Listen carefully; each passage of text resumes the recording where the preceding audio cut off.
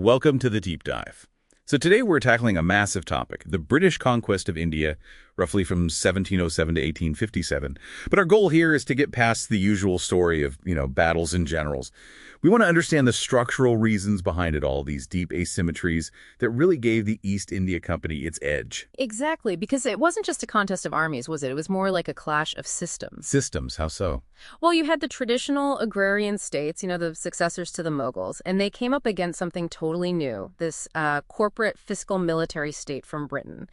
And its real advantage, its superpower, was its financial architecture. It could raise and move capital on a scale that was just unimaginable for any Indian power. Okay, that term, a fiscal military state. Let's dig into that. What did that corporate structure actually do for the EIC on the ground that an Indian ruler, say Tipu Sultan, couldn't match? It's all about risk. I mean, think about it. The East India Company was what you'd call a perpetually lived organization, a joint stock company. Like a modern corporation. Exactly. If one campaign goes badly, if they lose a battle, the company itself survives. The risk is spread across thousands of shareholders back in London. Whereas for someone like Tipu, the risk is all his. It's a personalistic monarchy. He loses a big war. He loses everything. The treasury, the dynasty, the state itself could just, collapse. So the EIC could afford to fail. Right. And that must have affected their ability to raise money. Oh, massively. And this is the crucial asymmetry, the cost of capital. Right. Because of Britain's financial revolution, the EIC could borrow from London bond markets at incredibly low rates. We're talking 3 to 5%. 3 to 5, okay. And the Indian rulers? Well, they're borrowing from indigenous bankers at rates that are just crippling. In Bengal, maybe 20, even 40%. The Marathas, maybe 12 to 24. Wow. So a long war isn't just costly, it's financially impossible for them. It's ruinous. For the EIC, it's manageable. For Indian states, it's bankruptcy. And that cheap capital from London, where was it actually coming from? Because this is where the story gets even darker, isn't it? The Atlantic Nexus. It really does. There's very clear evidence that a significant portion of this wealth was generated by the Atlantic slave trade. So slave money fueling the conquest of India. Directly. You see families like the Hibberts, the Gladstones.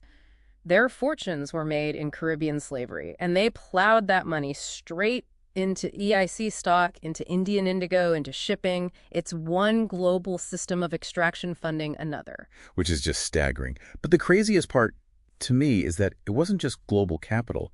They used Indian money to conquer India, this idea of an indigenous fifth column. Yes. This is where you get the story of the Jagat Seths in Bengal, the bankers of the world. Oh, wow.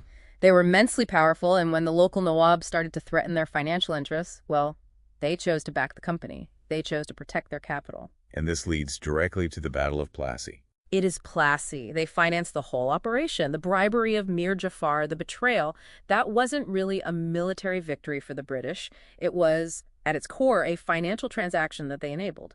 So once they have that foothold, how do they turn it into this engine of conquest? How do they make war pay for war? The big moment is 1765 when they get the Diwani of Bengal.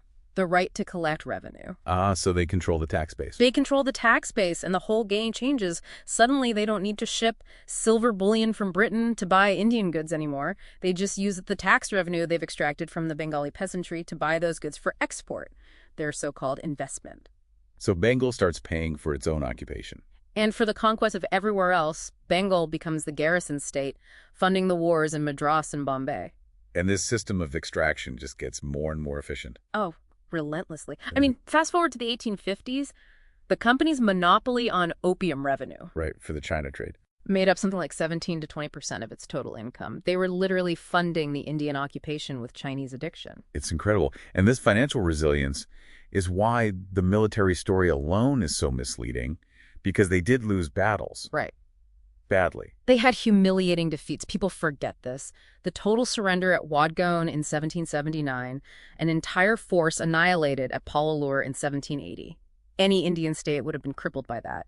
But for the EIC, it was a financial write-off. They could absorb the loss, raise another army, and just keep going. Their real weapon was financial resilience. So when you put it all together, the picture is so clear. The conquest wasn't about some inherent British superiority on the battlefield.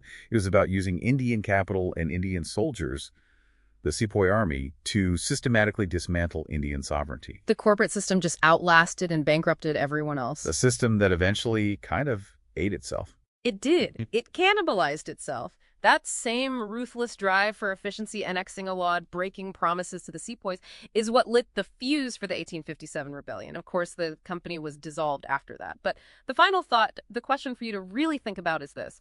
What new structures of global finance and extraction took its place? And how do those same corporate financial systems persist today?